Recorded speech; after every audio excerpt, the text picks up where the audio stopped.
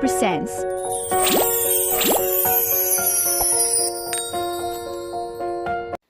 Babalik ako, Kirsten.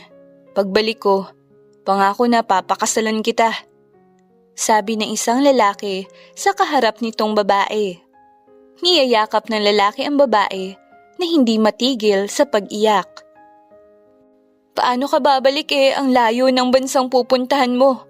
Magkaibang panig na tayo ng mundo. At marami kang makikilalang babae. Sigurado ako malilimot mo rin ang probinsyanang katulad ko. May paghihinakit na saad ng babae. Patuloy pa rin sa pagpunas ng kanyang mga luha. Ikaw ang gusto ko, Kirsten. Oo, makakilala ako ng ibang babae. Pero ikaw pa rin ang pipiliin ko. Pag-alo ng lalaki sa babaeng kausap. Bakit kasi kailangan mo pa umalis? Hindi ba pwedeng dito ka na lang? Hindi pwede. Kailangan ko sumama kay Lolo sa Amerika. Doon daw ako dapat na mag-aral. At doon din ako tuturuan paano palalakarin ang kumpanya na ipapamana nila. Paliwanag ng lalaki. Ang yaman mo naman kasi. Anong laban ko sa bukid lang nakatira at pagtatanim lang ang hanap buhay? Sagot naman ng babae. Ayaw mo nun? Pag naging mag-asawa na tayo, di matutulungan kita. Hindi mo na kailangang magtrabaho sa bukid at magiging nanay ka na lang ng mga anak natin. Nakangiting saad ng lalaki. Agad namang namula ang babae at niyakap na lamang ang lalaki. Babalik ka ha? Susundin mo ang mga pangako mo. Saad ng babae na nakatingin sa mata ng lalaki. Kirsten, gumising ka na! Aba, mahuhuli ka na sa biyahe! Napabalikwas sa bangon si Kirsten nang marinig ang boses ng ina.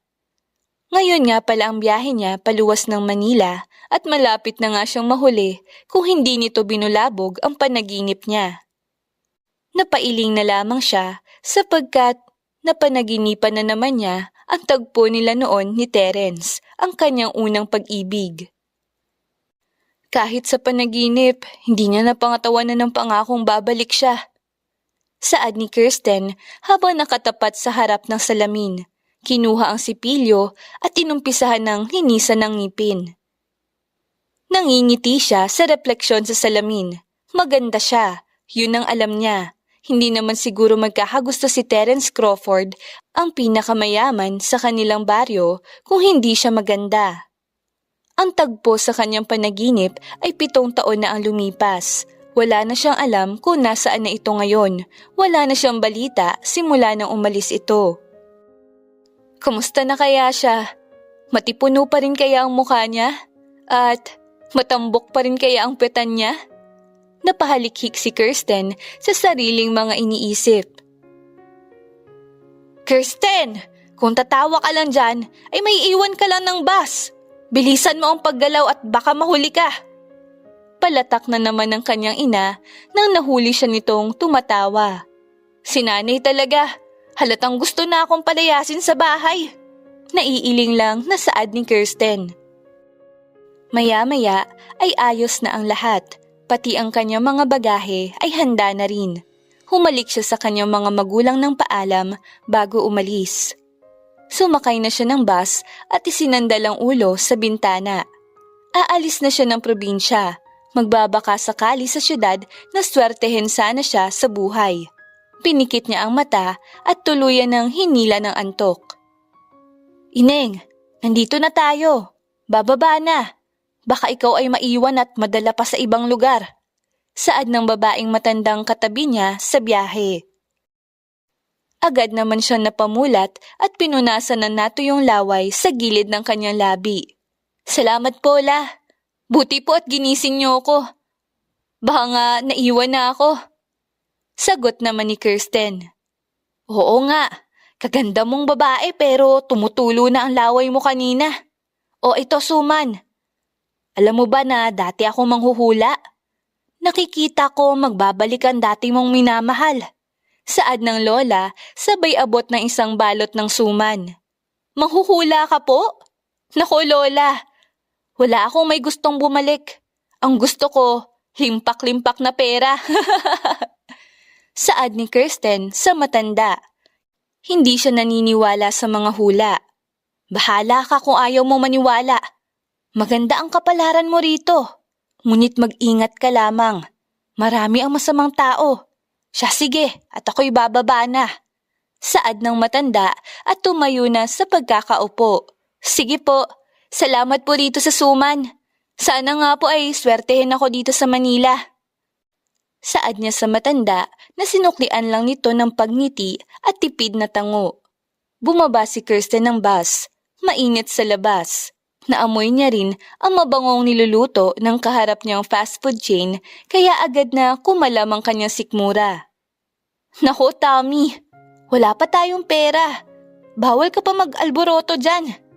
Saad ni Kirsten sabay hima sa sariling tiyan. Binuksan niya ang suman at malalaki ang subo na kinain ito. Sa wakas ay dumating na sa kanyang harapan ang isang tricycle. Saan po tayo, ma'am? Tanong ng driver. Sa Crawford Residence po. Sagot naman ni Kirsten.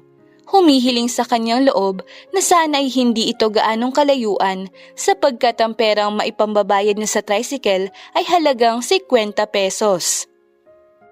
Tumigil sila sa tapat ng isang malaking puting gate. Naglalakihan ang mga halaman na tila palasyo ang tahanan sa loob. Ito na ba yun? Ang laki-laki naman! Namamangha na saad ni Kirsten sabay abot ng bayad sa driver. Umalis na ang tricycle at naiwan na lang ang usok nito. Lumapit na siya sa guard at nagtanong. Magandang araw po. Ako po si Kirsten Sanchez. Mag-a-apply po bilang yaya. Magalang na saad ni Kirsten. Pasok po kayo, ma'am. Sagot ng guard. Bumukas ang malaking gate at tumambad sa kanya ang malapalasyong bahay. Mahaba ang daan papunta sa pintuan, kaya naman inumpisahan na ni Kirsten ang maglakad. Grabe, ang haba naman ng daanan nito. Mas mahaba pa ata ito sa lupa namin sa probinsya. Pagkausap ni Kirsten sa sarili. Nakapasok na siya sa loob at sinenyasan siya ng babaeng nakasuot ng pangkatulong na dumiretso na at pumasok sa loob ng pinto. Nakatapak na siya sa loob. Kung malapala siya sa labas, ay ganoon din sa loob. Mamahalin ang mga muebles at ngayon lang siya nakakita ng ganitong kagamitan. Kirsten Sanchez! Biglang saad ng lalaki na pababa sa hagdan. Ay! Anak ng tipaklong! Gulat ng bulalas ni Kirsten nang biglang marinig ang boses. Tumigil sa harap niya ang isang matipunong lalaki, ngunit nakakunot ang noo nito. Take a seat. Mag-uusap tayo tungkol sa trabaho mo. Malamig na saad ng lalaki. Napatanga naman si Kirsten sa pagtitig sa lalaki. Tila kasi ito prinsipe. Miss, tatayo ka lang ba dyan o mag-uusap tayo? Saad ng lalaking nakatitig sa kanya.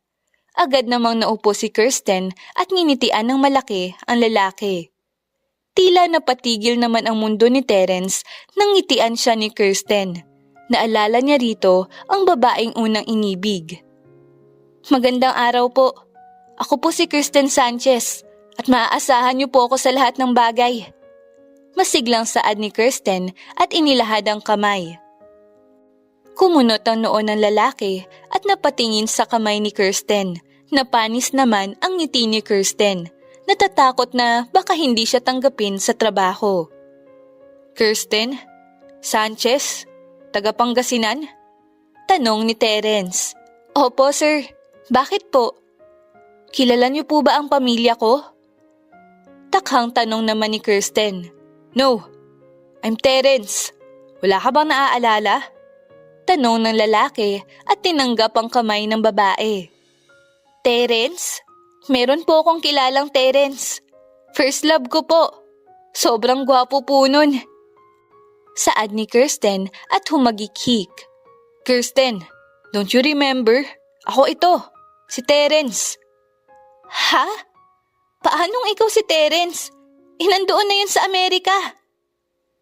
Nalilito na sagot ni Kirsten. Tinitigan niya ang lalaki. Hinahanap ang pagkakahawig nila ng kilala niyang Terence. Ngumiti ang lalaki sa kanyang harapan at lumitaw ang 2 dimples nito. Ikaw nga! Ikaw nga si Terence! Ang mangingibig ko nun! Natutuwang saad ni Kirsten sapagkat nakilala ang lalaki. Gumaan naman ang loob ni Terence. Ganito pa rin ang hatid sa kanya ng babae. Magaan pa rin itong kasama at likas na madaldal. Yes, I am Terence. Masaya akong makita ka ulit. Ngayon ay pag-usapan na natin kung ano ang magiging trabaho mo. Saad ni Terence, gusto niya na putulin ang pag-uusap sapagkat nararamdaman na naman niya ang dating pag-ibig sa babae. Dapat siya maging propesyonal. Hilaw ang naging ngiti ni Kirsten at tumango. Naalala siya ng lalaki, ngunit nalimot na ata nito ang lahat ng pangako na binitawan noon. Meron akong anak. 6 na taong gulang siya. Siya si Dylan. Namatay ang mama niya pagkapanganak sa kanya. Kailangan ako sa opisina araw-araw, kaya kailangan ko na mag-aalaga sa kanya. Paliwanag ni Terence.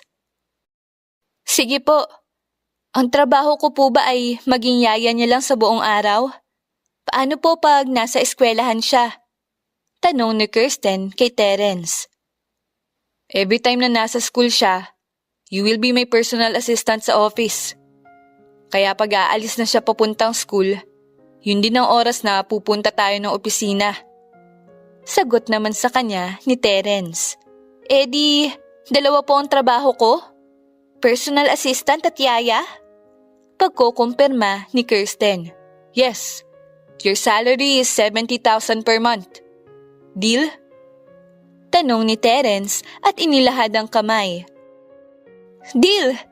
Saad ni Kirsten at tinanggap ang kamay ni Terence. Nasa school pa si Dylan, kaya ihahatid muna kita sa kwarto mo. Saad ni Terence. Agad naman na sumunod si Kirsten kay Terence. Papaakyat sila ng hagdan. Napangiti si Kirsten dahil nasa taas pala ang kwarto niya. Terence, ang yaman niyo pala talaga, no? Kaya pala noon, gusto ka talagang ipadala ng lolo mo sa Amerika.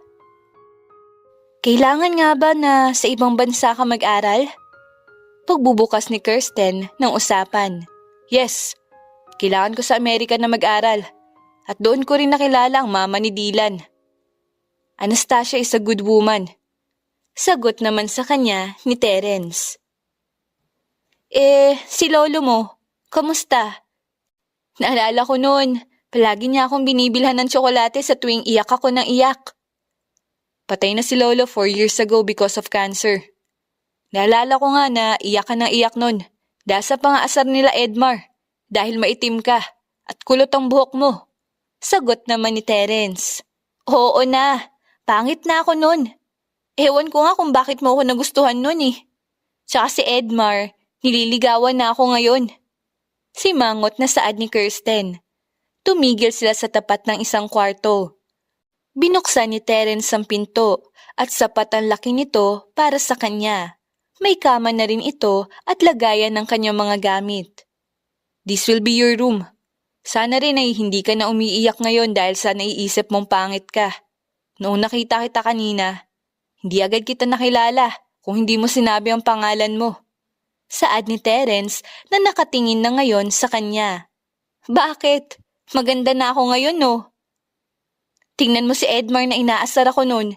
Ngayon, manliligaw ko na.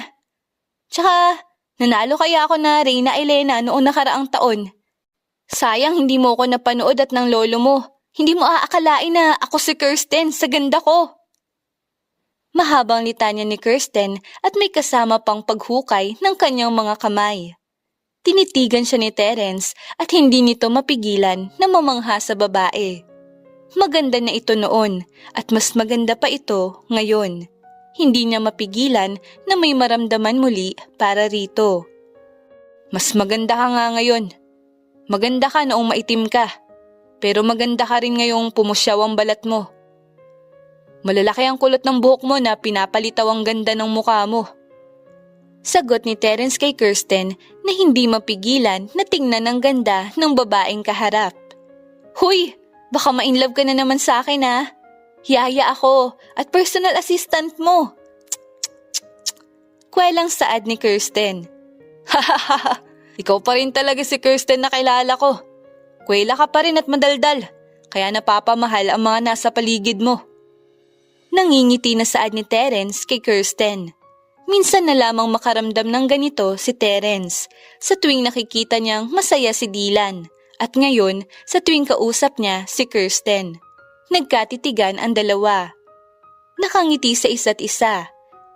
Tila nagbabalik sa loob ng nakaraan noong sila ay maalab pang nagmamahalan. Sa di inaasahang pagkakataon ay may dumaan na daga, ang pinaka kinatatakutan na hayop ni Kirsten. Ah! Daga! Sigaw ni Kirsten at agad na napatalon kay Terence. Hindi naman ito inasahan ni Terence kaya sila ay napatumba. Nakapatong si Kirsten sa kanya at nagtama ang kanilang mga labi. Oh my God! Daddy is kissing a girl! Sigaw ng isang lalaking bata. Sa makatuwid ay ito siguro ang anak ni Terence. Agad na napalingon ang dalawa. Napatayo agad si Kirsten at gayon din si Terence. Tila lumilipad pa ang utak ni Terence dahil sa pagtama ng kanilang labi ni Kirsten. Si Kirsten naman ay mabilis ang tibok ng puso dahil sa pangyayari. Dylan, you're here. How was school? Tanong ni Terence sa anak. Okay lang po, Daddy. Sino po siya? Bakit kayo nagkikiss? Takhang tanong ng bata. She is Kirsten. Siya ang magiging nani mo. At aksidente lang nangyari. Hindi namin intensyon na mag-kiss. Sagot ni Terence. Tumingin si Dylan kay Kirsten at lumapit siya dito. Hello, miss. I'm Dylan. Pakilala ni Dylan at niyakap ang paanan niya. Naupo si Kirsten upang pumantay ang kanilang taas ni Dylan. Hello, Dylan. I am Kirsten. Ang sweet-sweet mo naman. Nakangiting saad ni Kirsten at pinisil ang ilong ni Dylan. Nagtawanan ng dalawa. Nakita ito ni Terence at masaya siyang magkasundo ang dalawa. Nakilala na ni Kirsten at ni Dylan ang isa't isa. Pagkatapos niya makipaglaro sa bata ay nakatulog na ito. Maghahanda naman si Kirsten sa pagluluto ng tanghalian. Sir Terence, ano po ang gusto niyong ulam? Tanong ni Kirsten sa kanyang amo. Gusto ko sana ng fish fillet tsaka pakbet. Paborito rin pala ni Dylan ng chicken nuggets. Sagot ni Terence habang nakaharap sa salamin at inaayos ang damit. Tinitingnan siya ni Kirsten. Nagtataka sapagkat hindi maayos-ayos ni Terence ang necktie na dapat suotin. Gusto niyo po ba na tulungan ko kayo? Pagmamalasakit ni Kirsten. No, thank you. I can do this. Sagot ni Terence na lumalim na ang kunot ng noo dahil hindi maayos-ayos ang necktie na suot. Sige na po, baka mahuli kayo sa trabaho kung hindi pa po yan maayos. Sagot ni Kirsten dito. Lumapit na siya sa lalaki at hinawakan ang necktie nito. Nahigit naman ni Terence ang hininga dahil sa paglapit ni Kirsten. Napakalapit nito sa kanya at naaalala niya ang pagtama ng kanilang labi kanina. Di ba, ang tagal mo ng businessman? Bakit hindi mo pa rin alam ayusin ang necktie mo? Tanong ni Kirsten. I watch tutorials, pero hindi ko alam bakit hindi ko pa rin magawa ng maayos. Pero minsan, nagagawa ko naman. Paliwanag ni Terence habang nakatitig sa babaeng nasa harap. Inaayos niya ang pag-ikot sa necktie. Nakafocus ang kanyang paningin rito kaya hindi napapansin na nakatitig pala ang lalaki sa kanya. Ayan sir, ayos na po. Ready ka na po sa pag-alis. Saad ni Kirsten sa kanya. Salamat, malaking tulong to. Sagot ni Terence at napangiti habang nakatingin sa salamin. Ang gwapo mo pa rin talaga, no? Noon, gustong-gusto kita dahil sa dimples mo. Ngayon, gwapo ka pa rin. Kaya rin siguro at gwapo si Dylan. Saad ni Kirsten, malaki ang ngiti kay Terence. Mga bata pa tayo nun, pero totoong gusto kita. Nagagandahan na ako sa'yo kahit sinasabi nilang pangit ka. Sabi naman ni Terence. Grabe ka naman sa pangit. Ikinis mo pa nga ako dati sa harap nila Edmar eh. Pilya na sabi ni Kirsten. Naalala nga ni Terence ang tagpong yon, kaya naman humakbang siya papalapit kay Kirsten. Humakbang palayo ang babae, naalarma sa paglapit ni Terence. Hoy, bakit ka lumalapit? Lumayo ka nga! Natataranta na saad ni Kirsten. Ngumisi lang bilang tugon si Terence. Natutuwa siya dahil balisa ang mga mata ni Kirsten at pabaling-baling ang tingin ng mga mata. Nararamdaman na ni Kirsten ang malamig na pader sa likod niya. Wala na siyang maatrasan. Iniharang naman ni Terence ang kanyang kamay sa magkabilang panig ni Kirsten upang hindi ito makatakas. Bakit naaalala mong hinalikan kita noong mga bata pa lang tayo? Bakit? Gusto mo ba na maulit? Nakangising saad ni Terence habang tinitignan ang labi ni Kirsten. Lumayo ka na nga! Pag tayo, nakita ng anak mo, patay ka! Kabado na tugon ni Kirsten. Mas lalong iniyuko ni Terence ang kanyang muka upang magpantay kay Kirsten. Nagkatitigan ng dalawa sa mata. Kirsten, pwede ba wag mo akong nginingitian? Wag mo na rin ipaalala ang nakaraan natin. Paano pag nahulog na naman ako? Sasaluhin mo ba? Tanong ni Terence na ngayon ay mas inilalapit ang mukha niya. Oo na, hindi na ako magsasalita patungkol sa nakaraan natin. Lumayo ka na, hindi na ako makahinga. Saad ni Kirsten na ipinipikit na ang mga mata dahil sa lapit ng binata. Naaamoy niya na ang mabangong hininga nito. Sige, pero isa lang. Saad ni Terence at mabilis na idinampi sa labi ni Kirsten ang kanyang sariling labi. Simula nang naramdaman niya ito kanina ay naalala niya ang lahat sa nakaraan at tila baga bumabalik muli ang pag-ibig niya rito. Nanlaki ang mata ni Kirsten at agad na tumakbo papunta sa kusina. Malayo kay Terence na dahilan ng naghuhurimentadong puso. Oh, ano nangyari sa'yo, iha? Para ka nakakita ng multo. Tanong ni Ate Helen, ang mayordoma sa tahanan na ito. Higit pa po sa multo ang nakita ko. Ate Helen, pakiramdam ko ay hindi ako makakatagal sa tahanan na to. Ang gwapo ni Terence. At hindi ko maintindihan ang ginagawa niya. Balak niya ata akong baliwin. Sagot ni Kirsten. May pagka-eksaherado ang pagkakasabi niya, kaya naman hindi mapigilan ni Ate Helen ang matawa. Alam ko namang gwapo si Sir, kaya dapat ay masanay ka na. Ano pa bang ginawa sa'yo at nagkakaganyan ka? Tanong naman ni Ate Helen. Ate Helen, hinalikan ako ng mabilis ni Sir Terence. Ang puso ko, parang lalabas. Nako si Sir, kung ano-anong ginagawa sa akin. Baka pag siya pinatulan ko, magulat siya. Reklamo ni Kirsten habang nakahawak sa kanyang bewang. Ha? Hinalikan ka? Baka gusto ka ni Sir. Mailap yan sa babae at minsan ko lang makitang may kausap. Saad naman ni Ate Helen. Nako, hindi po ako gusto nun. Gusto lang pagtripan dahil may nakaraan kami. Sagot naman ni Kirsten na pinapaling ang kamay sa hangin. May nakaraan kayo? Dati na pala kayong magkakilala kung gayon. Sagot naman ni Ate Helen. Opo, magkasintahan po kami 7 taon na ang nakakaraan. Mga bata pa po kami noon at maaaring wala na ang nararamdaman. Saad ni Kirsten at nag-umpisa na maghugas ng mga plato. Ikaw ba? Ikaw nga! Ikaw yan nasa litrato na kayakap ni Sir noong siya ay binata pa. Saad ni Ate Helen. Ganoon po ba? Nakita niyo na po pala ako sa litrato. Nakangiting saad ni Kirsten. Oo, espesyal ka kay Sir. Alam ko, sapagkat palagi niyang tinitingnan ang larawan na yun. Kinikilig na saad ni Ate Helen. Nagkibit-balikat na lang si Kirsten. Maya-maya ay may mga yabag pababa ng hagdan. Ate Kirsten, gutom na po ako. Gusto ko ng milk and cookies. Saad ni Dylan nang marating ang kusina. Sinabihan niya itong yaya na lang ang itawag sa kanya, ngunit ayaw ng bata at mas gusto siyang tawagin bilang Ate Kirsten. Sige, wait lang ha. Upo ka muna dyan. Magtitimpla lang ako ng gatas at ipagkukuha kita sa ref ng cookies. Saad ni Kirsten nang nakangiti sa bata. Agad namang tumango si Dylan at excited na umupo. Masayang kumakain ng bata sa kanyang harapan.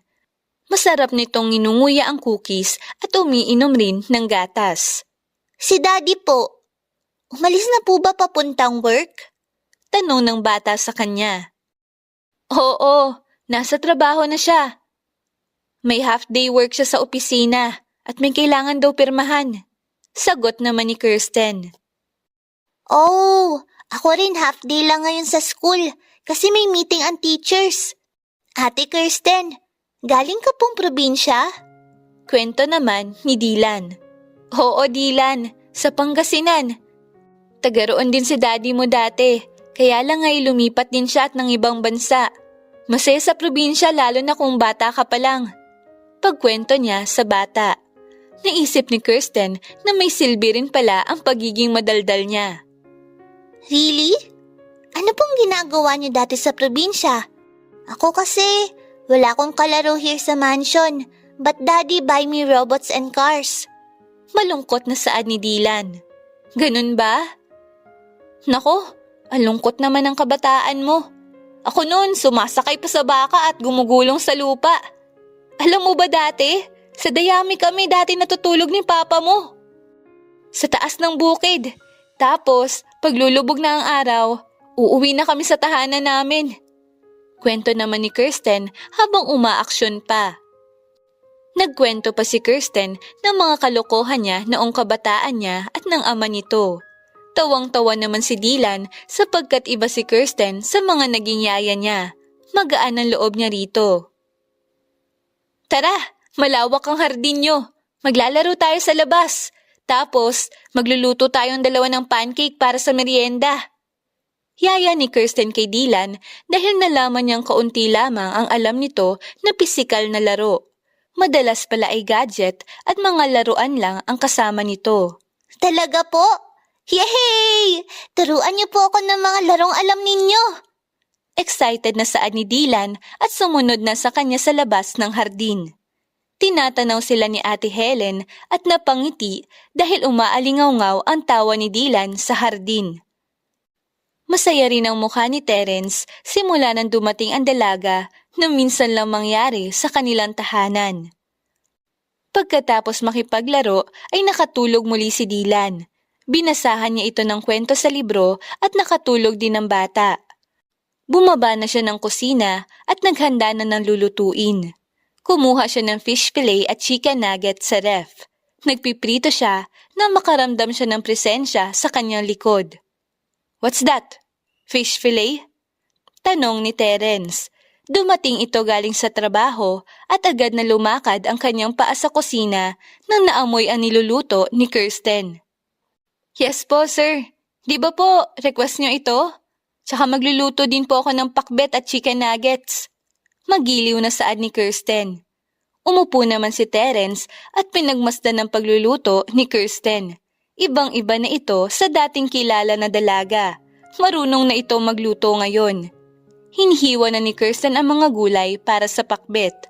Sa di inaasahang pagkakataon ay dumaplis ang kutsilyo sa kanyang daliri at dumugo ito. Ow!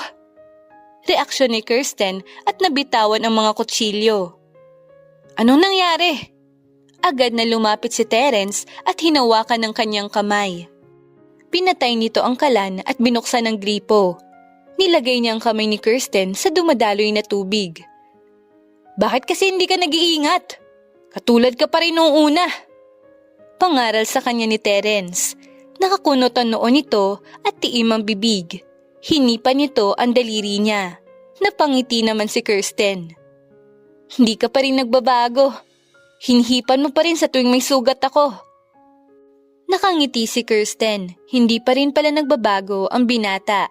Mabuti pa rin ang puso nito. Mag-ingat ka kasi.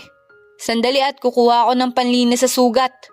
Saad ni Terence at may binuksan sa drawer. Eksahirado lang talaga ang reaksyon mo. Hindi naman masakit.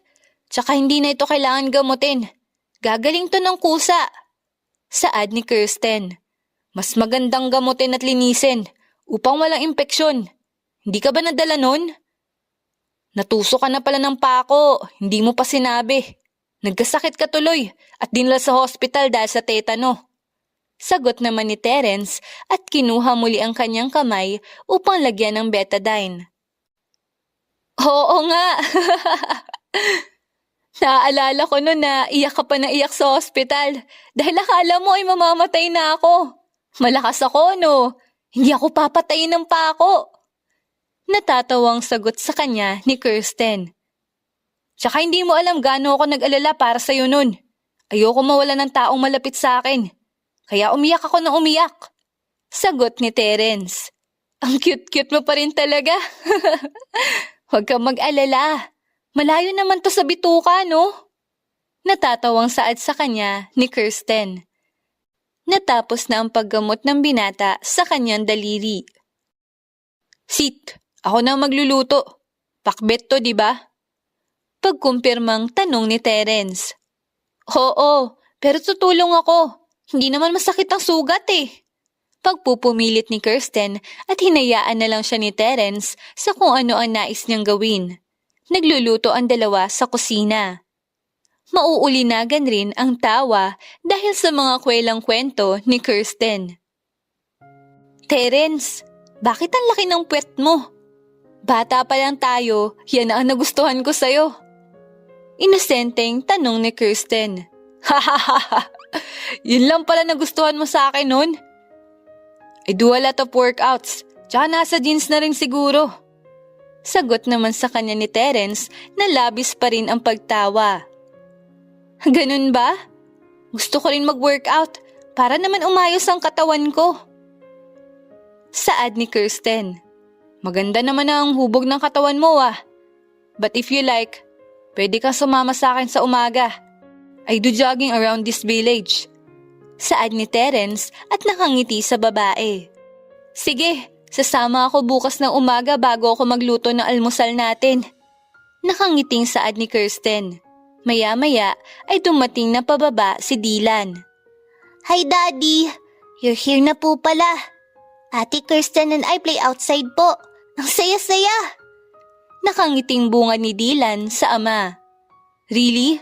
Alam mo ba na magaling talaga si Ate Kirsten mo sa laro noong bata pa kami? Nakangiting kwento ni Terence. Oo, Dylan. Ako nga lagi ang mother sa 10-20 eh. At buhat na buhat ko ang mga katim ko sa laro. Hindi buo ang hapon ng mga kalaro ko pag wala ako. Proud na saad ni Kirsten. Wow! Ang cool mo po talaga, Ate Kirsten. Saad ni Dylan na namamanghang nakatingin dito. Okay, let's eat first para may energy tayo for tomorrow. Bukas na lang ulit kayo mag-play ni Ate Kirsten mo.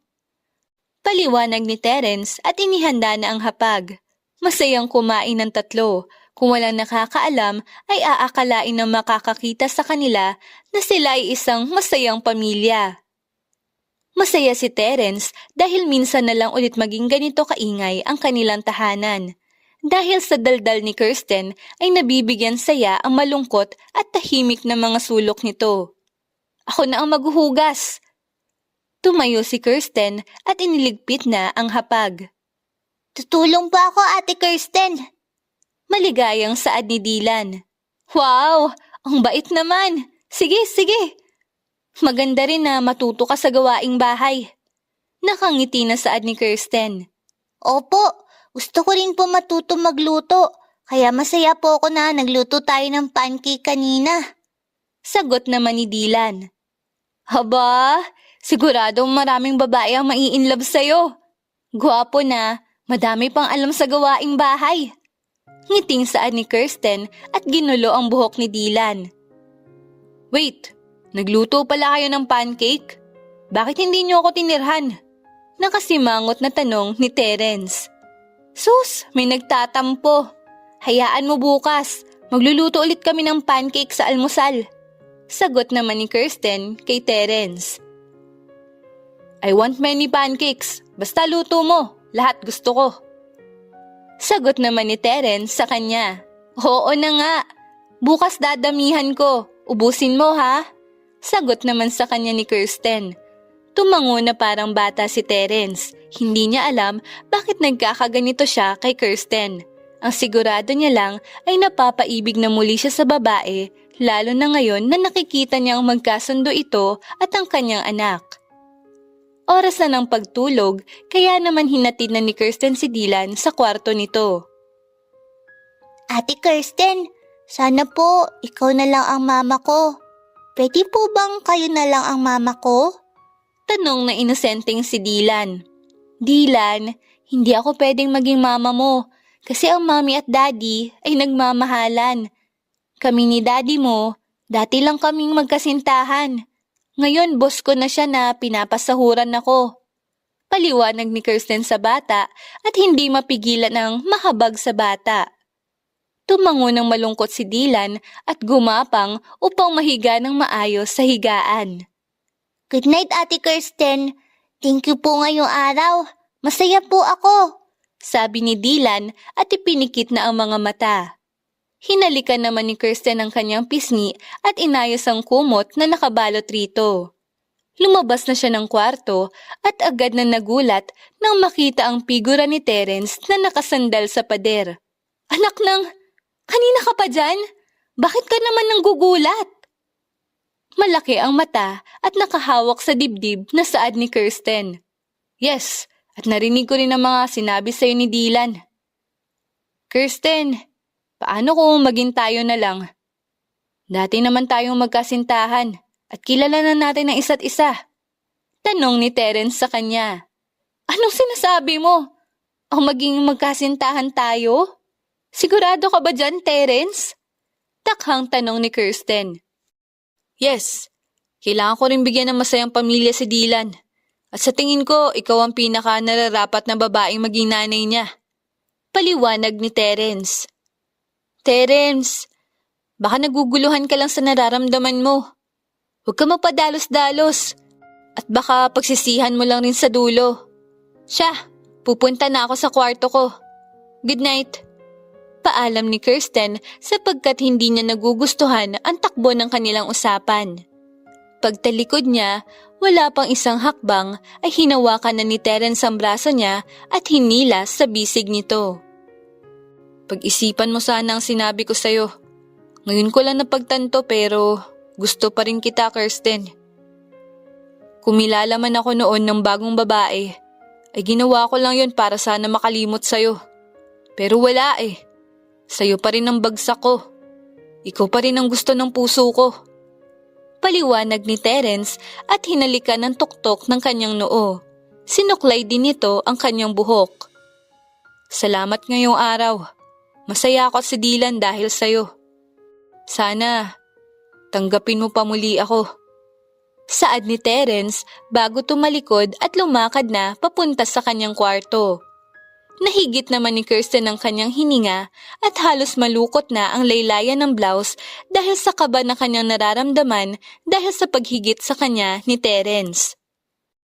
Lumakad na siya papunta sa kanyang kwarto at doon tumili sa mga unan dahil sa kilig na nararamdaman. Gusto pa rin ako ni Terence. Gusto ko rin siya. Pero masyadong mabilis. Kailangan ko munang maiproseso ang nararamdaman ko. Hindi kailangan magpadalos-dalos. Pagkausap ni Kirsten sa sarili, nakatitig siya sa kisame at hindi niya na maintindihan bakit malaki ang kanyang ngiti. Sa kabilang kwarto naman kung nasaan si Terence ay nakatitig din ito sa kisame at iniisip si Kirsten. Gusto pa rin niya ang babae at ilang minuto pa lang ang lumipas, ngunit gusto niya ulit itong makita. Tinamaan na ako noon kay Kirsten. At ngayon ay napagtripan na naman ata ako ni Cupido. Gusto ko pa rin siya hanggang ngayon. Saad ni Terence bago ipikit ang mata at natulog. Kinaumagahan ay maagang nagising si Kirsten at Terence. Usapan nila na mag-jogging paikot sa village. Excited si Kirsten sapagkat ito ang unang araw na makakaikot siya sa lugar. Magandang umaga! Handa na akong mag-exercise! Saad ni Kirsten sa nakatayo na si Terence sa tapat ng pinto ng kanyang kwarto. Nakasuot si Terence ng fitted na sando at men's short. Nakasuot naman si Kirsten ng fitted na t-shirt at fitted rin na short. Pinasadahan siya ng tingin ni Terence. Gusto sana nitong tumutol sa suot ni Kirsten, ngunit pinigil na lang ang bibig na magsalita. O ito, tubig. Siguradong uuhawin ka mamaya. Saad ni Terence at inabot ang isang mineral bottled water. Salamat! Tipid na sagot ni Kirsten at lumakad na sila palabas ng mansyon. Wala pa ang araw, ngunit medyo maliwanag na. 4:30 pa lang, kaya malamig ang simoy ng hangin. Nag-umpisa na sila sa pagtakbo. Naisip mo ba ang sinabi ko sa'yo kagabi? Tanong ni Terence. Oo, hindi nga ako halos makatulog. Seryoso ka ba kagabi? Hindi ka naman amoy alak. At sa tingin ko, nasa tamang pag-iisip ka naman kagabi. Saad ni Kirsten at tiningnan sa gilid si Terence. Seryoso ako kagabi. Gusto kita. Mula noon hanggang ngayon, gusto ko lang na malaman mo. Saad ni Terence sa babae. Palipasin muna natin ang mga linggo at baka naguguluhan ka lang sa nararamdaman mo. Ayoko naman umasa at maging broken-hearted, no?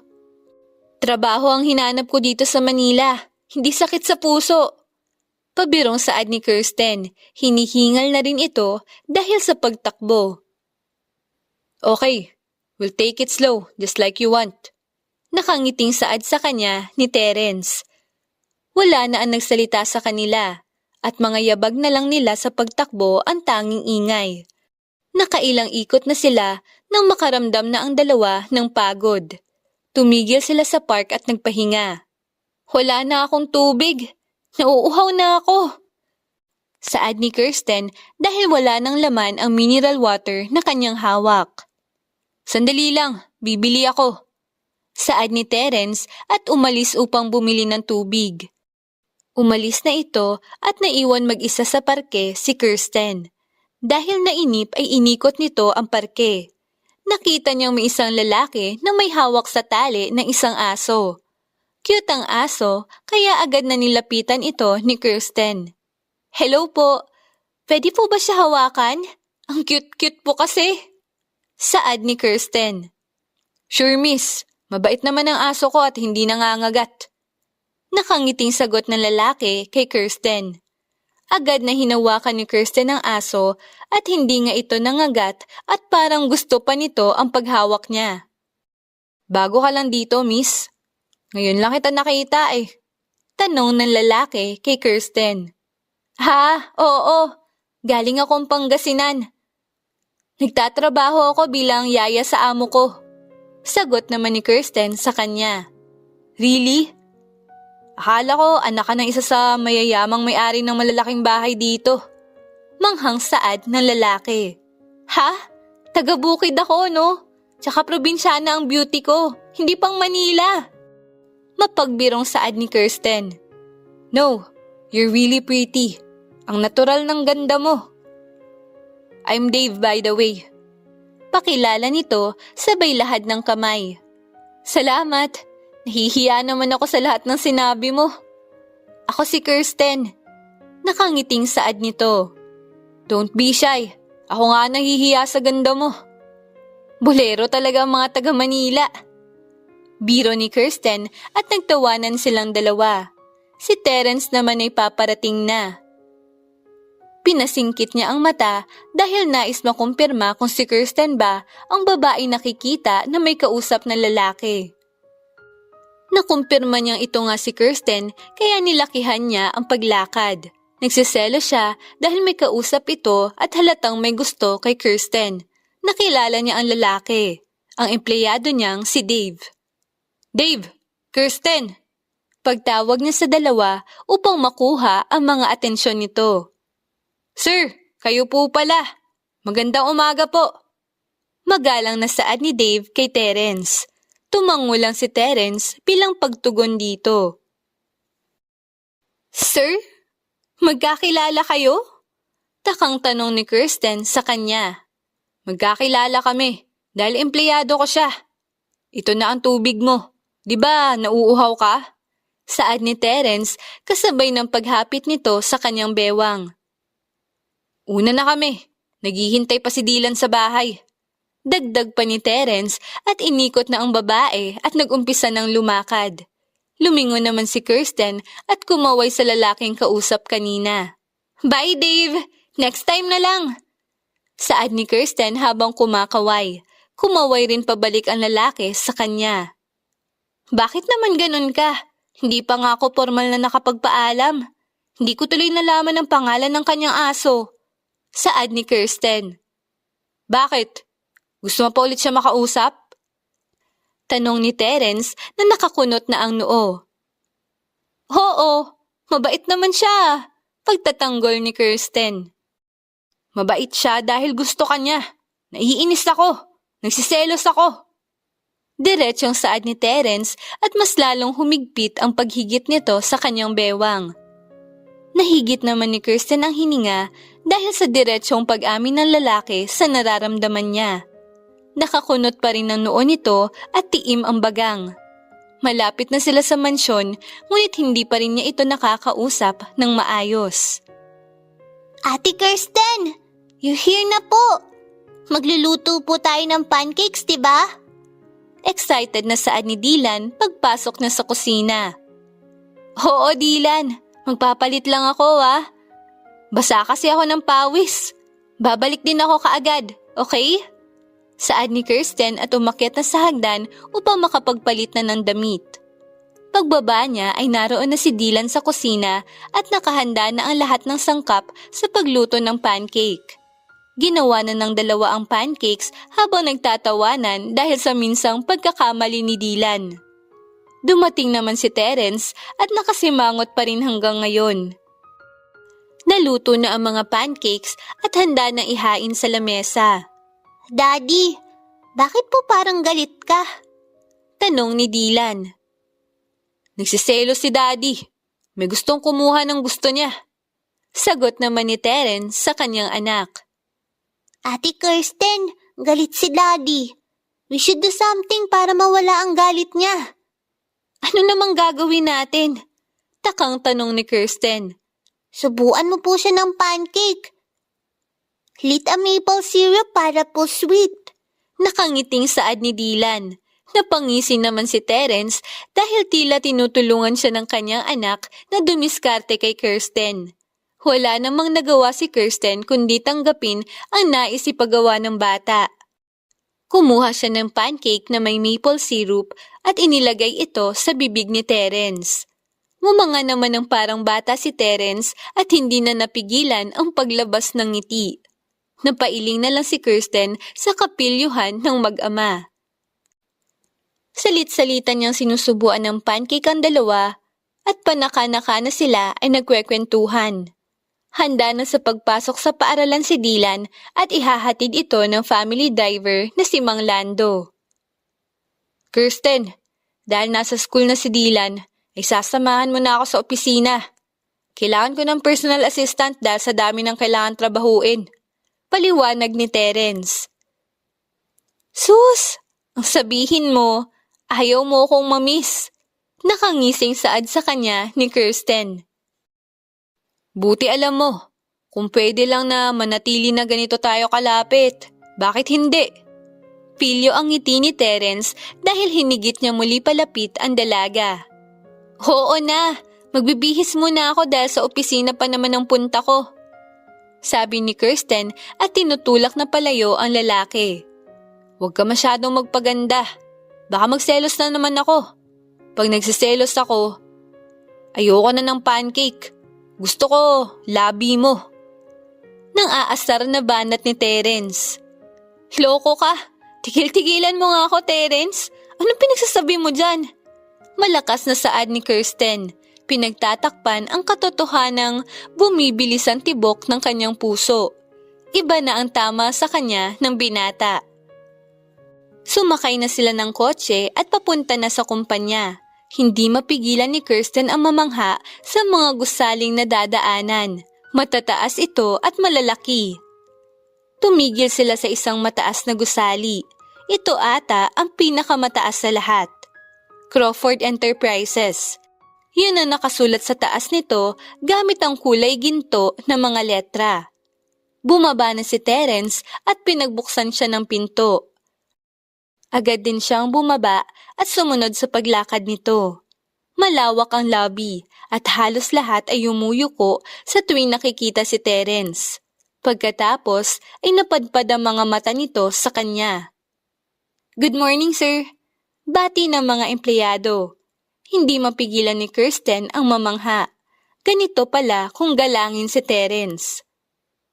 Sumakay sila ng elevator at kumapit si Kirsten kay Terence dahil may halong takot siyang nararamdaman. "Huwag kang mag-alala, safe to." Pagpapakalma sa kanya ni Terence.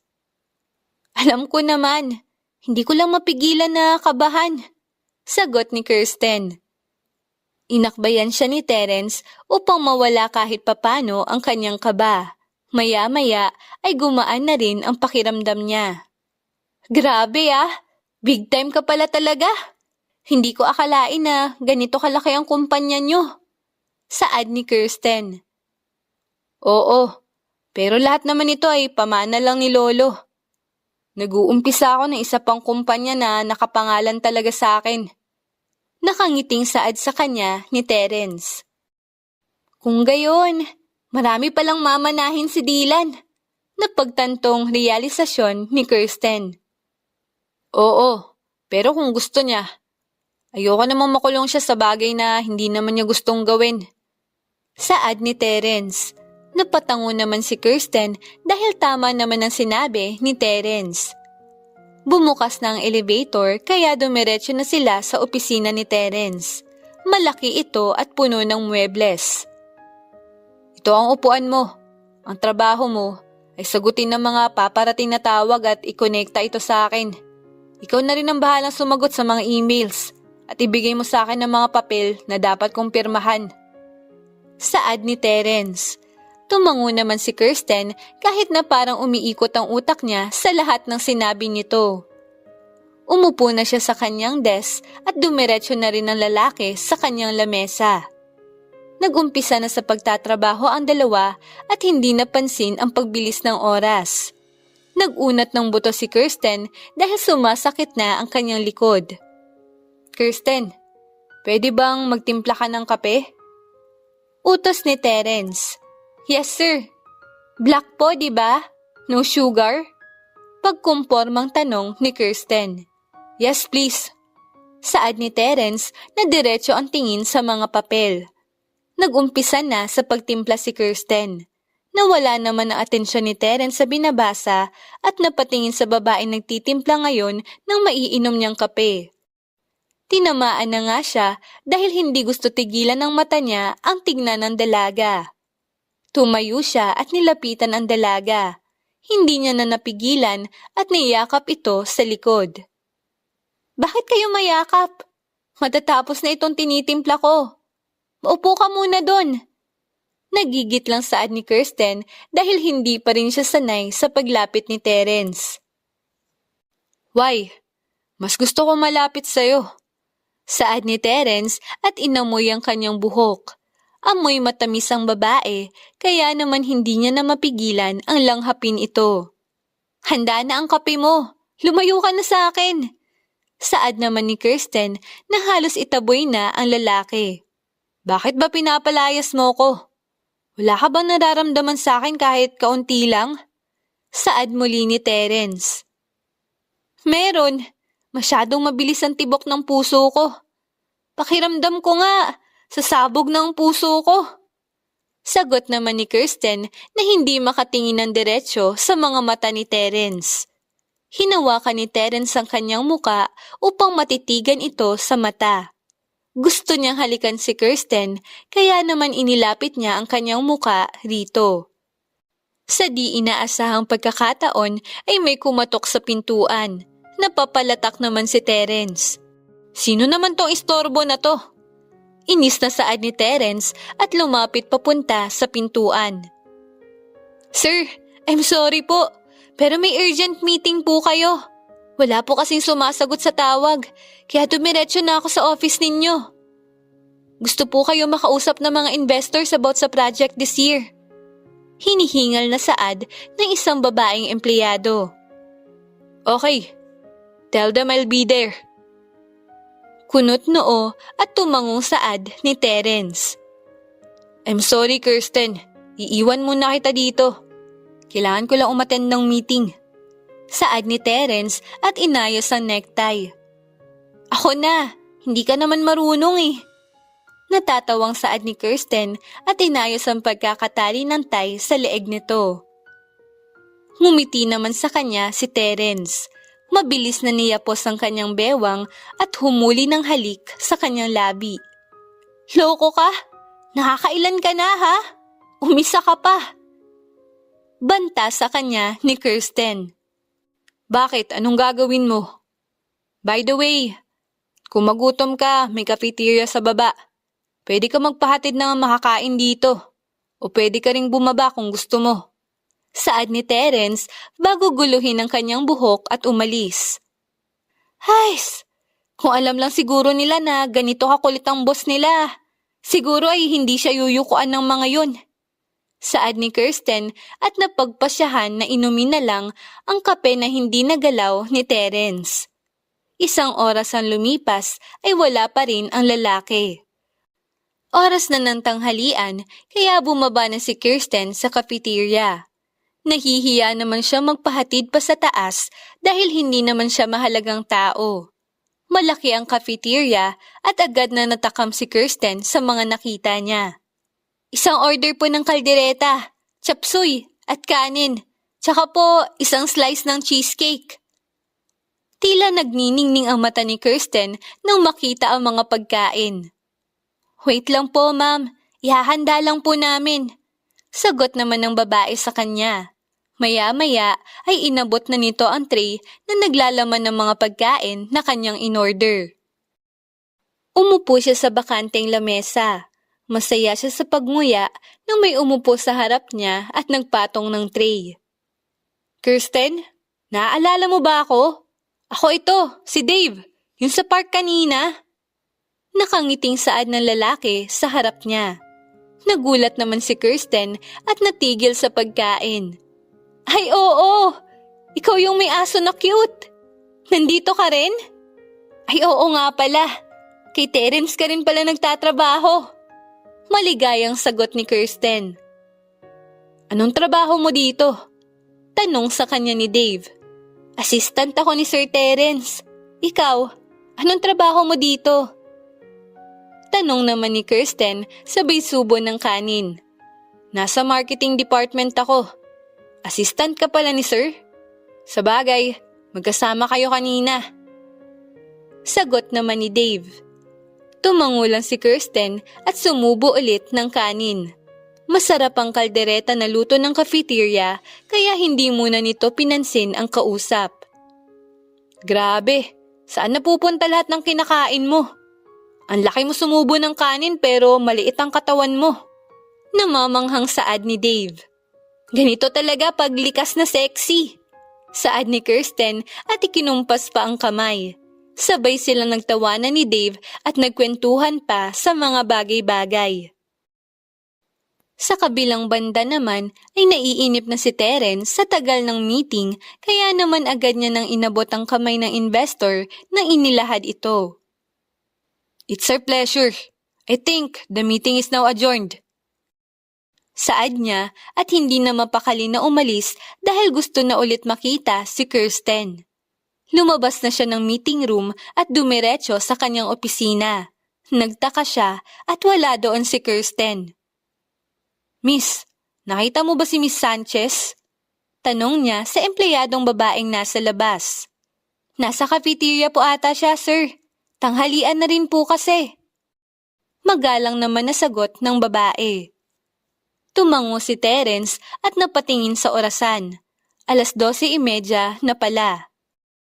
Oras na para sa tanghalian kaya hindi man bumababa papunta ng cafeteria ay nakita pa rin niya ang sarili na papunta doon. Naroon kasi si Kirsten. Nagulat ang mga empleyado sapagkat minsan lang kung bumaba ang boss nila. Kaya panay good afternoon at pagyuko ang mga ito. Sa malayo ay nakikita niya na si Kirsten at agad na nag-init ang kanyang dibdib nang nakitang kausap na naman ito si Dave na kanyang empleyado. Lumapit siya sa lamesa ng dalawa at agad na tumabi kay Kirsten. Napatigil naman sa pagsasalita si Dave dahil sa presensya ng kanyang boss. "Good afternoon, sir. Nandito po pala kayo." Magalang na pagbati ni Dave sa amo. Tumayo ng tuwid si Terence at inakbayan si Kirsten. "Oo, hinahanap ko kasi si Kirsten. May kailangan pa kaming pag-usapan," sabi ng lalaki habang akbay-akbay ang babae. Nagtataka naman si Kirsten sa ikinikilos ni Terence. Kung iisipin niya ay baka nagsiselos na naman ito.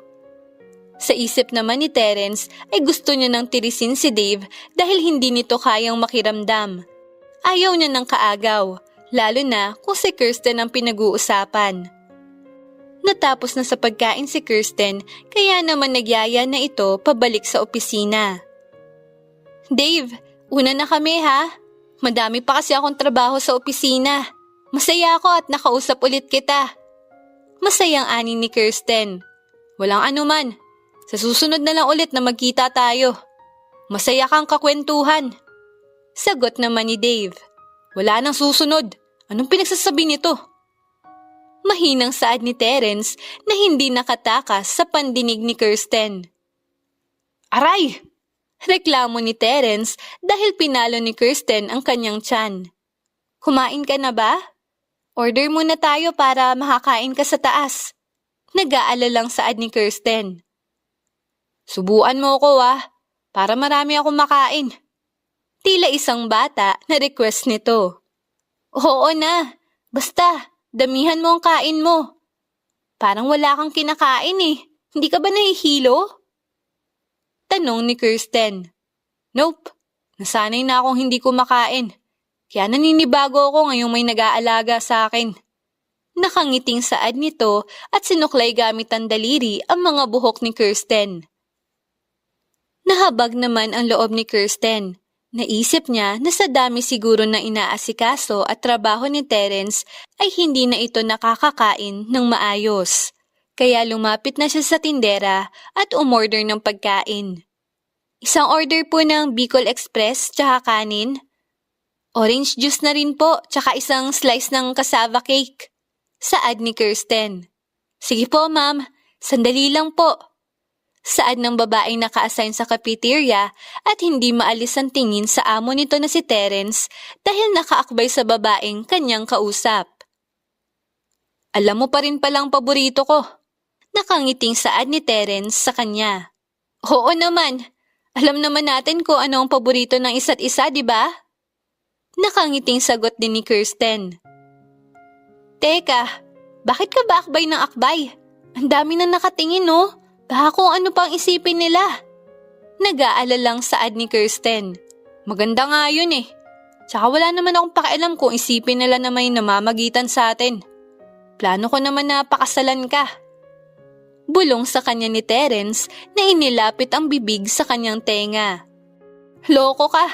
Kung ano-ano talagang lumalabas din sa bibig mo. Pag ako talaga naniwala, bahala ka." Saad naman ni Kirsten na nilalayo ang muka sa lalaki.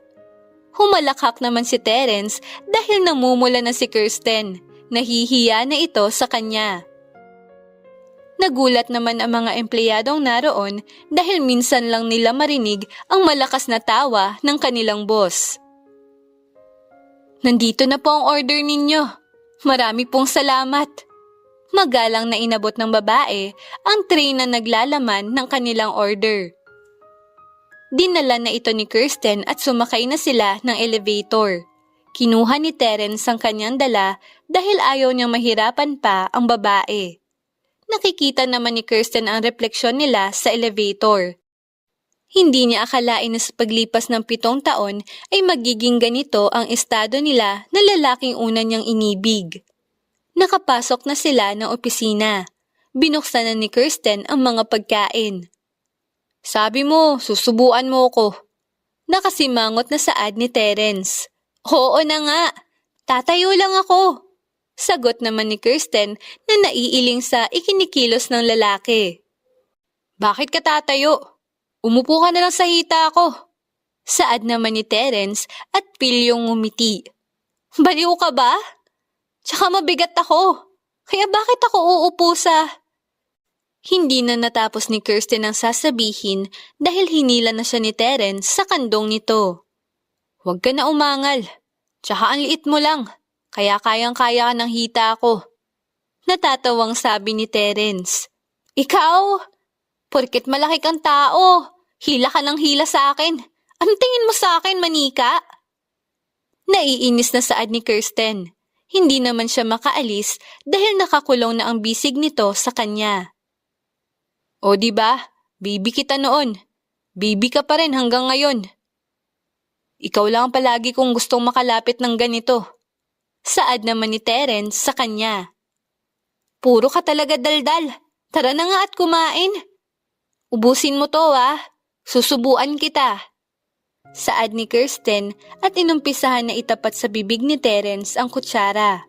Masaya naman nang umanga nga si Terence. Sanay na siyang hindi kumakain ng tanghalian pero kung si Kirsten ang magyayaya sa kanya at mapapalapit siya ng ganito ay hindi niya ito tatanggihan. Salamat Kirsten, nabusog ako. Nakangiting saad sa kanya ni Terence. Walang anuman. Alam mo, nalilito ako kung sino sa inyo ni Dylan ba ang dapat kong alagaan Buti pa yung anak mo, marunong sumubo ng pagkain kahit mag-isa. Reklamo ni Kirsten habang nakapamewang at tumayo na upang iligpit ang mga kinainan. E di kaming dalawa ang alagaan mo. Kirsten, naaalala mo pa ba tawag ko sa'yo nung magkasintahan pa tayo? Tanong sa kanya ni Terence. Oo, tinatawag mo akong baby kasi iyakin ako. Saad ni Kirsten. Gusto ulit kita tawagin ng ganon. Bagay talaga sa'yo ang baby. Amoy baby ka pa tapos baby rin kita. Pinipigilan ni Terence ang matawa dahil parang sasabog na nakamatis ang mukha ni Kirsten. Ewan ko sa'yo. Napapailing na lang na saad ni Kirsten at lumabas na ng opisina upang ihatid pababa ang mga pinggan. Ayaw naman niya namang utos sa iba dahil kaya niya naman ang trabaho. Kinuha naman yun na pagkakataon ng lalaki upang tawagan ng bilihan ng alahas. Kinumpirma niya ang order niya na kwintas. Gusto niya ito ibigay kay Kirsten mamayang gabi. Yes, I'll buy the red one. Yung ruby na ba to? Saad ni Terence sa kausap sa telepono. Yes sir, confirmed na po. We will deliver it to you. Saad naman ng kausap nito sa kabilang linya. Napangiti si Terence. Nananabik na siyang makita ang reaksyon ni Kirsten sa ibibigay niyang kwintas. Pula ang paboritong kulay nito kaya naisip niya agad ang batong ruby na babagay rito. Tinawagan naman ni Terence si Manang Helen na hindi agad sila makakauwi ngayong araw dahil gusto niyang ipasyal si Kirsten. Manang Helen, hindi po muna kami agad makakabalik ngayong araw. Ipapasyal ko po muna sana si Kirsten. Saad ni Terence sa matanda. Ay walang dapat problemahin, senyorito. Magpakasaya po kayo ni Kirsten. Ako muna ang bahala kay Dylan. Masayang saad ng mayordoma. Salamat po, Manang. Wala pong anuman. Siya po at ako'y magluluto na. Paalam ni Manang Helen. Naputol ang linya at sakto naman ang pagdating ni Kirsten. Tara baby, aalis tayo. Gusto mo ba pumunta ng mall? Tanong ni Terence kay Kirsten. Agad naman na nanginginig ang mga mata nito. Yay! Sa TV ko pa lang yan nakikita. Dadalhin mo talaga ako? Talaga? Parang bata na kumapit kay Terence si Kirsten. Oo naman. Kung alam ko lang na ganito ka kalapit sa akin, di sana matagal na kitang dinala sa mall. Saad ni Terence na natatawa sa reaksyon ni Kirsten. Wala nang maraming daldal. Tara na! Malalaki ang ngiti na sabi ni Kirsten sabay hila kay Terence. Tumawa naman si Terence at sumakay na sila pababa ng elevator. Nakarating na sila ng sasakyan at nagpatugtog na sinabayan naman ni Kirsten. Natigil sila sa harap ng isang mall at labis na ang pananabik ni Kirsten. Gusto ko ng cotton candy, Terence. Tsaka, ano yun? Parang masarap. Kuryosong tanong ni Kirsten nang mapadaan sa kainan. Sige, bibili tayo. Waffle naman yan. Bibili din tayo niyan. Saad ni Terence na nakasuot ng shades sa loob ng mall. Para itong artista dahil sa tikas ng katawan nito at kahit may shades man ay mahahalata na gwapo ito. Hindi naman mapakali si Kirsten at gusto na pasukin ang lahat ng establishmento at lahat naman ng itinuturo niya ay binibili ni Terence. Sukatin mo lahat ng magustuhan mong damit. Bibilhin ko lahat. Saad ni Terence kay Kirsten nang pumasok sila sa isang sikat na bilihan ng mga damit. Miss, pack all clothes na magustuhan niya. Here's my card. Saad ni Terence sa sales lady na naka-assign sa store na yon. Sinilip naman ni Kirsten ang presyo ng mga damit at agad siyang nalula doon. Sahod niya na yon sa isang buwan para sa isang damit. Terence, huwag na lang. May mga ganito naman sa ukay-ukay. Mas maganda pa doon tapos mura pa. Saad ni Kirsten kay Terence. Sige na, mas matibay naman ang mga yan. Tsaka pasasalamat na rin yan sa pagiging mabuti mo kay Dylan. Sagot naman ni Terence. Mabait si Dylan. Tsaka mabilis mahalin. Hindi na kailangan ng ganito. Sagot naman ni Kirsten nang hihinayang sa pera na maigagastos. Kung hindi ka bibili, ako pa rin ang bibili para sa'yo. Kaya pumili ka na. Saad ni Terence at pinihit ang kanyang katawan paharap sa mga damit na naroon. Pumili na si Kirsten ng mga damit. Lahat ay magaganda, ngunit pinili niya lang ang may pinakamababang presyo. Pinili niya rin ang isang bestida na kulay pula. Gusto niya ang taba sa tela nito. Ako na ang magdadala. Saad ni Terence at kinuha ang mga paper bag na bitbit ni Kirsten. Salamat! Ngayon lang ako nagkadamit na ganyan. Nakangiting saad ni Kirsten. Walang anuman. Maliit na bagay ang pera. Masaya ako pag masaya ka. Sagot sa kanya ni Terence. Dumaan sila sa arcade at sinubukan nila ang kumuha ng teddy bear sa claw machine. Gusto ko yung teddy bear na pink. Saad ni Kirsten. Nakailang subok na si Terence, ngunit hindi pa rin makuha ang laruan. Buwisit, huwag mo ko pahiyain. Nanggigigil na siya sa paghawak ng controller. Susubok ako, tignan mo. Isang subok lang at makukuha ko yan. Saad ni Kirsten at inagaw ang controller kay Terence.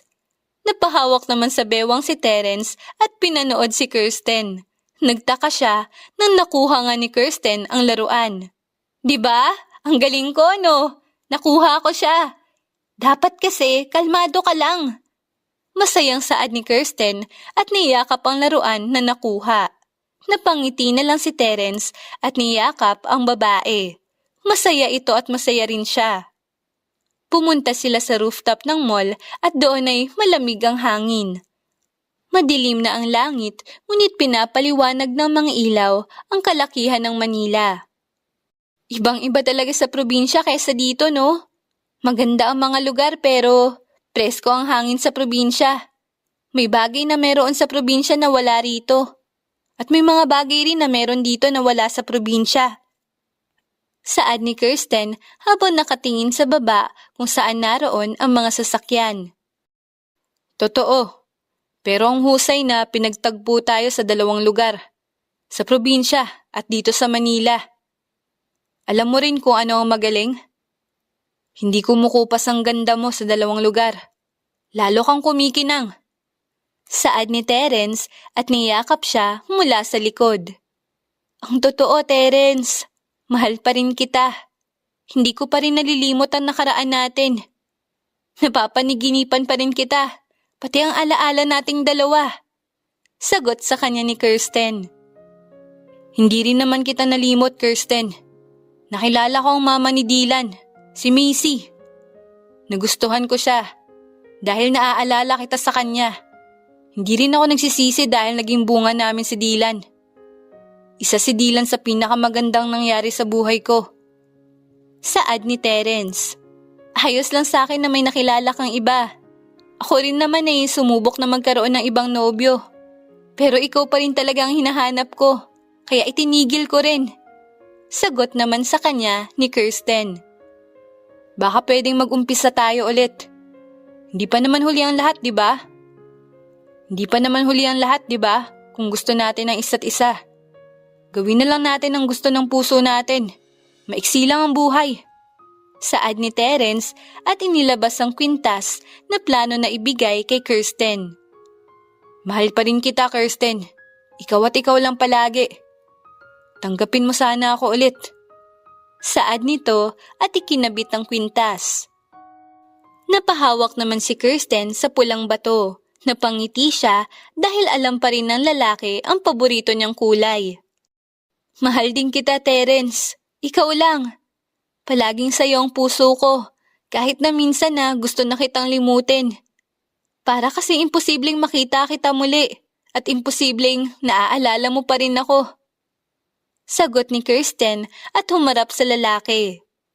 Kung alam mo lang, Kirsten, hindi ka umalis sa isip ko. Kaya noong nakita kita, nung nag-apply ka bilang katulong, ay nireject ko ng ibang aplikante. Umakto pa akong hindi kita kilala noong unang araw. Natatawang saad ni Terence. Ikaw ha? May plano ka na pala talaga. Wala man lang akong kaalam-alam. Saad ni Kirsten sa lalaki.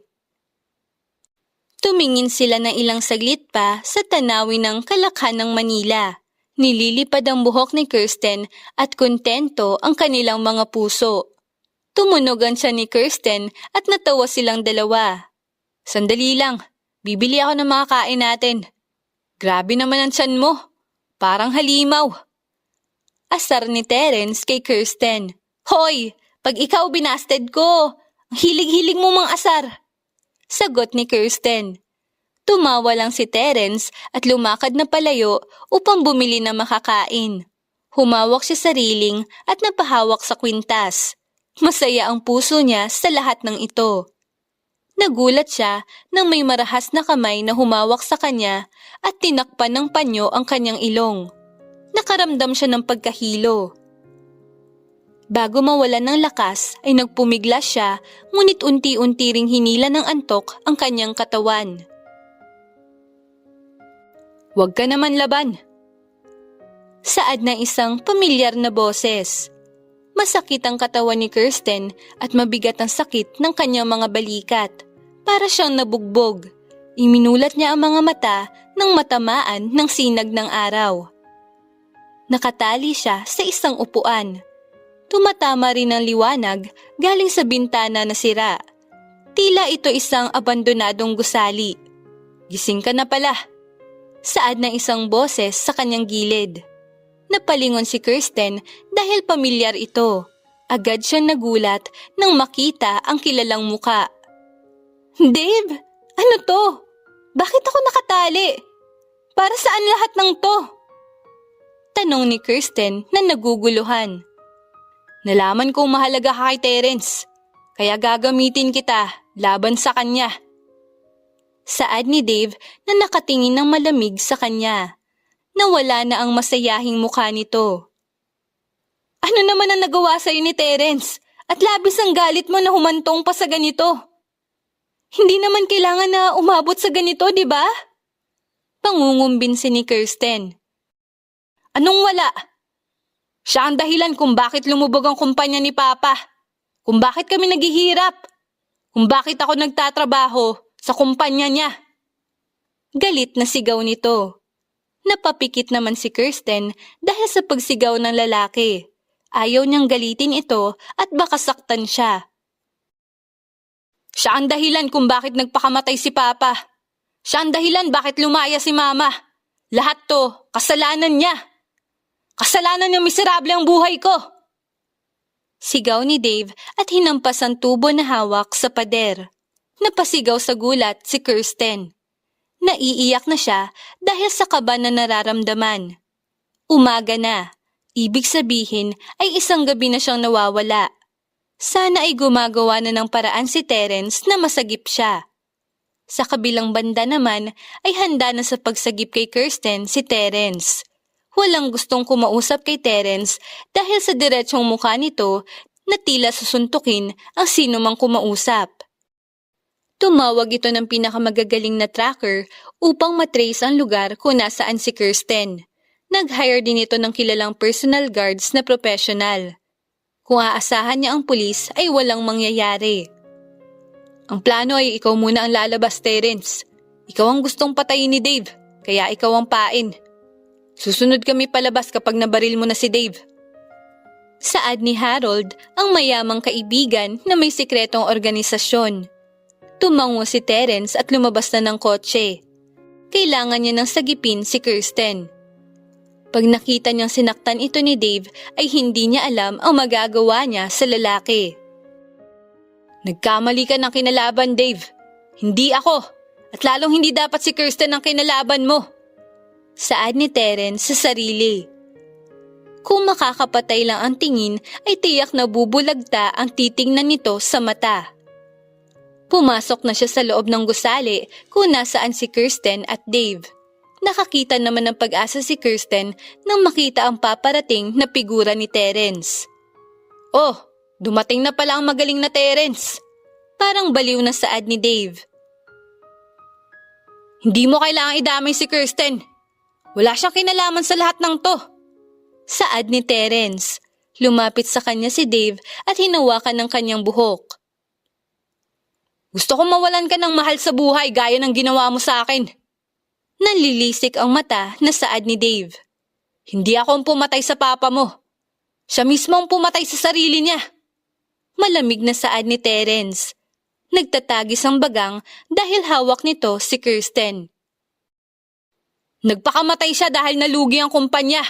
Kasalanan mo ito lahat! Sigaw ni Dave at inilabas ang baril. Itinutok ito kay Terence, ngunit bago pa makabaril si Dave ay mabilis na naghugot sa bulsa si Terence ng baril at mabilis na pinaputukan ang dalawang paa ni Dave. Ah! Hayop ka, Terence! Hindi ka talaga patas lumaban! Sigaw ni Dave at nabitawan ng baril. Patas akong lumaban! Hindi ka lang marunong katulad ng ama mo. Nalulong sa utang ang tatay mo, kaya nalugi ang kumpanya. Huwag mo ibaling ang sisi sa akin. Malamig na saad ni Terence at sinipa ang baril na pilit na inaabot ni Dave. Kinalasan ni Terence si Kirsten na tila nalantang gulay. Binuhat niya ito. Pumasok naman sa loob ang mga lalaki na kanyang hinire at dinako si Dave. Wala na siyang pakialam. Ang kailangan niyang gawin ay madala sa hospital si Kirsten. Maayos na ang lagay ng pasyente. Maayos na rin ang vitals niya. Pwede na kayo umuwi sa inyong tahanan. Saad ng doktor na nag-check sa lagay ni Kirsten. Thank you, Doc. Saad ni Terence. Agad siyang lumapit kay Kirsten at hinaplos ang ulo nito. Ayos ka lang ba? Kasalanan ko lahat ng to. Kung hindi ako umalis ng gabing yun ay hindi ka makukuha ni Dave. Nagtatagis ang bagang na saad ni Terence. Ayos lang ako, Terence. Wala kang dapat ipag-alala. Sa kabutihang palad ay hindi ako sinaktan ni Dave. Ikaw ang dapat na magpatingin sa doktor. Baka napano ka? Nag-aalalang saad ni Kirsten kay Terence. Walang masakit sa akin. Patawad at hindi ako nakarating agad. Wala ako sa tabi mo. Saad ni Terence at hinawakan ng kamay ni Kirsten. Ayos lang, Terence. Hindi natin hawak ang utak at kasamaan ng ibang tao. Wala kang kasalanan. Saad ni Kirsten at hinaplos ang muka ng binata. Natulog ang dalawa sa hospital. Nakaupong nagbabantay si Terence at ipinagbalat siya ng prutas na kanyang kinain. Nakalabas na rin sila ng hospital. Nakasakay na sila ng kotse at handa na pauwi sa tahanan. Namimiss ko na si Dylan. Kamusta na kaya ang batang yun? Saad ni Kirsten. Plano ko nga bumawi sa bata. Baka magtampo na yon dahil sa palagi tayong wala. Sagot naman ni Terence. Tama, pero sa tingin ko, dapat muna tayong lumuwas ng Manila. Bago pa lang ang gulo na naranasan natin. Hindi natin alam baka sa susunod ay si Dylan naman ang kanilang biktimahin. Nag-aalalang saad ni Kirsten. Kung umuwi kaya muna tayo ng probinsya. Gusto ko ulit makita ang mga lugar kung saan tayo unang naging magkaibigan. Sagot naman ni Terence. Magandang ideya yan. Maraming makakalaro doon si Dylan. Nangungulila na rin ako kila nanay at tatay. Makakabakasyon ka rin. Masayang saad sa kanya ni Kirsten. Sige, bukas ay pupunta tayong probinsya. Tatawagan ko lang ang eskwelahan ni Dylan. Sagot ni Terence. Basta nais at gusto ni Kirsten ay susundin niya. Nakauwi na sila ng tahanan. Agad na sumalubong si Dylan sa kanila. Ang tagal niyo pong nawala. Miss na miss ko po kayo. Saad ni Dylan at yumakap sa kanila. Miss ka rin namin, Dylan. Pasensya na ha, at nawala kami nitong nakaraang araw. May pasalubong kami sa'yo. Masayang saad ni Kirsten at pinakita ang mga laruan na dala nila. Wow! Thank you po! Maligayang saad ni Dylan at binuksan ng mga laruan. Dylan, gusto mo ba maranasang tumira sa probinsya gaya ko noon? Tanong ni Terence kay Dylan. Opo, gusto ko po. Gusto ko po maranasan ng mga kwento ninyo. Nananabik na saad ni Dylan. Kung gayon, bukas na bukas pupunta tayo ng probinsya. Doon muna tayo titira pansamantala. Saad ni Terence. Napapalakpak naman sa tuwa si Dylan at salitang hinalikan ng pisngi ni Terence at Kirsten. Yay!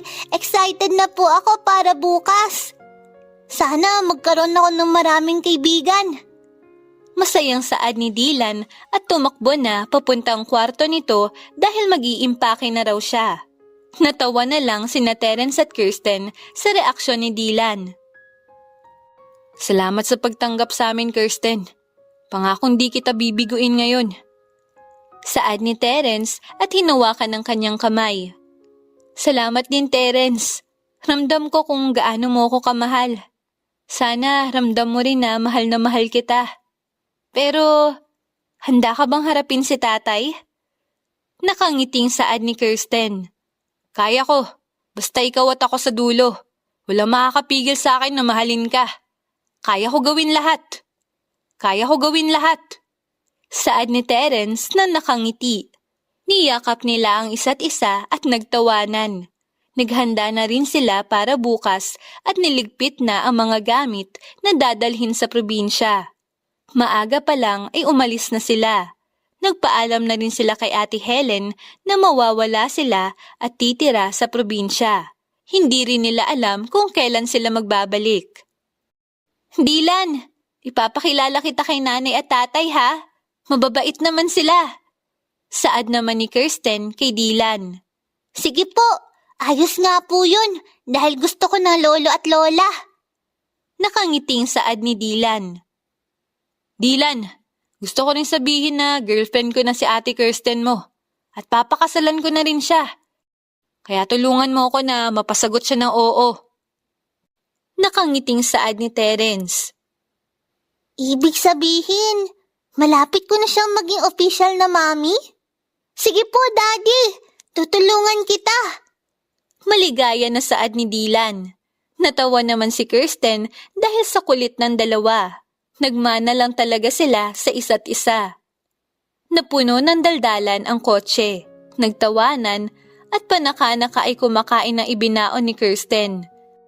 Bumili rin sila na may papasalubong sa kanyang mga magulang. Nakarating na sila ng Pangasinan at ngayon ay nasa tapat na ng tahanan ni Kirsten. Magandang araw, nanay at tatay. Maligayang bati ni Kirsten. Aba, nandito ka pala, Kirsten. May bisita pala tayo ngayon, Ernesto. Saad ng nanay ni Kirsten na si Aling Mirna. Kirsten, nandito ka pala. Pumasok kayo. Sino pala yung mga kasama mo? Tanong ng tatay ni Kirsten. Si Terence po. Nobyo ko po. At ito ang anak niya na si Dylan. Saad ni Kirsten na pinakilala ang dalawa. Magandang araw po. Ako po si Terence. Nobya ko po ang anak ninyo.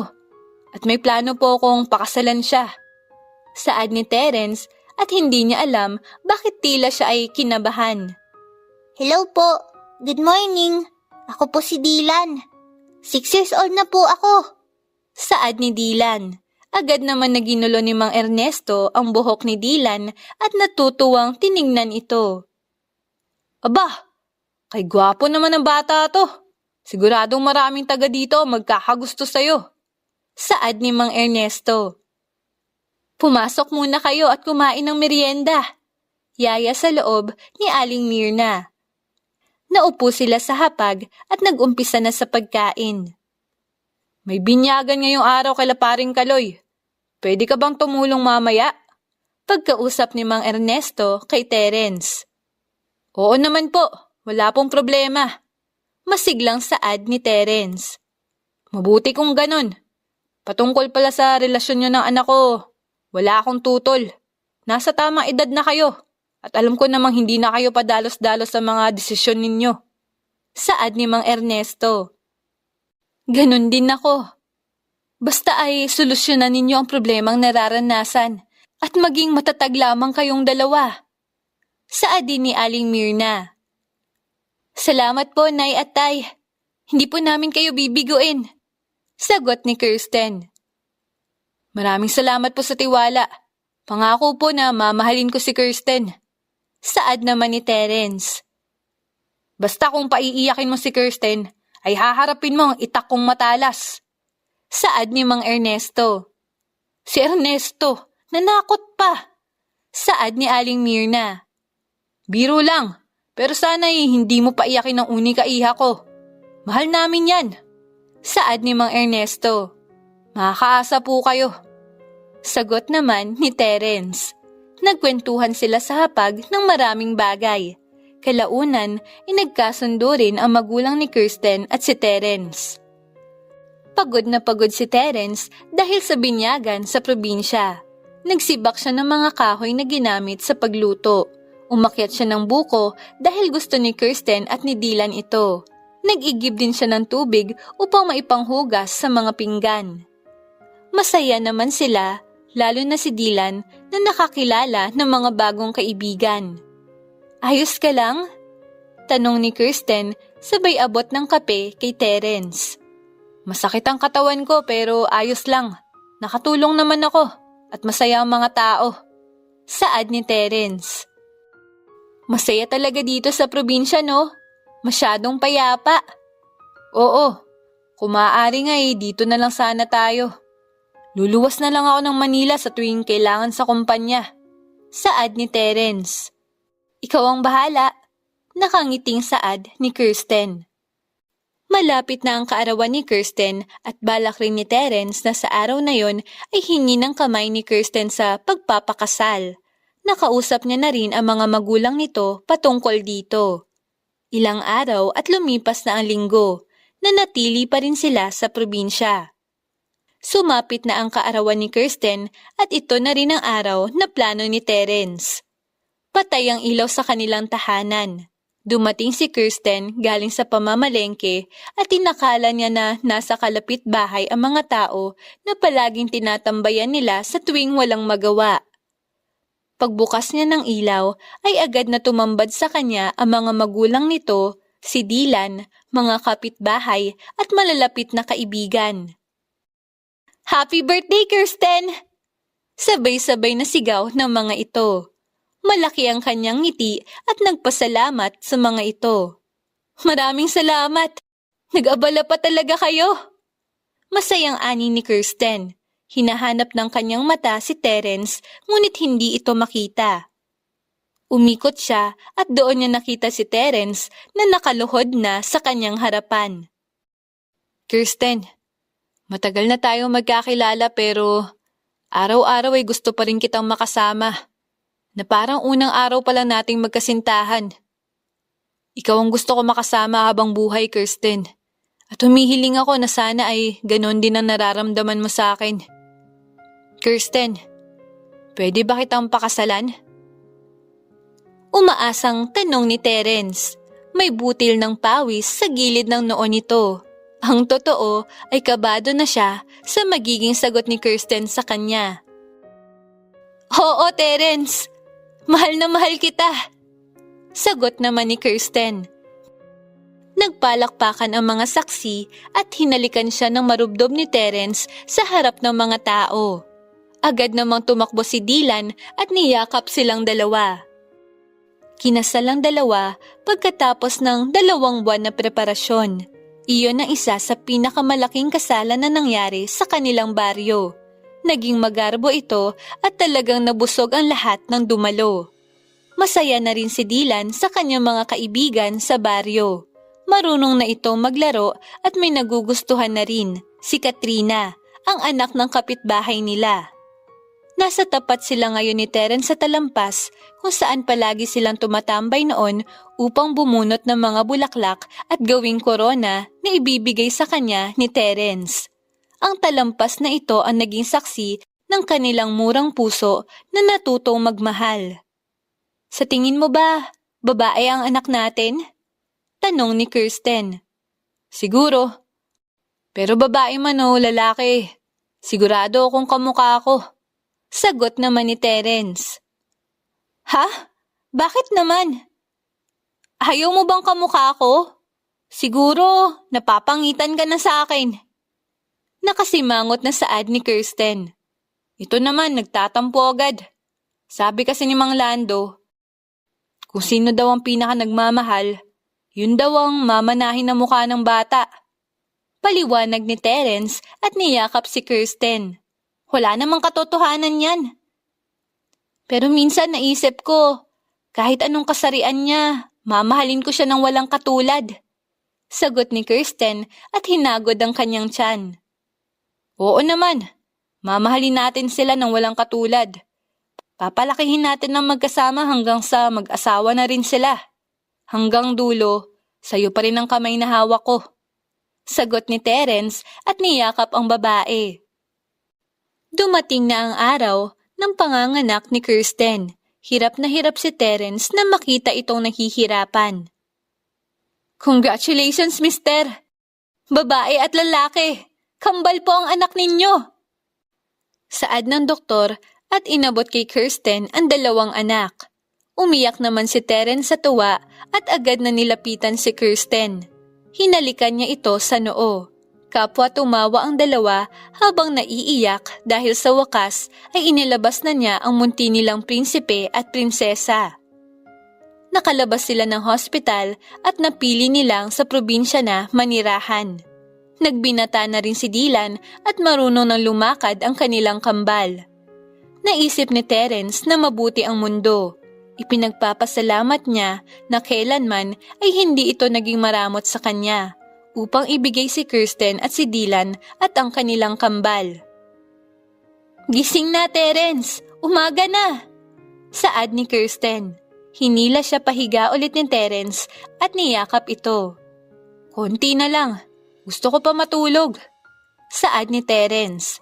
Tumawa naman si Kirsten at hinawakan ng buhok ni Terence. Hinawakan niya ang mukha nito at dinampian ng halik sa labi. Napangiti naman si Terence at muli ay nagpahila sila sa antok. Natulog ang 2 ng magkatabi at iniibsan ang lamig ng hangin ng Disyembre. Wakas.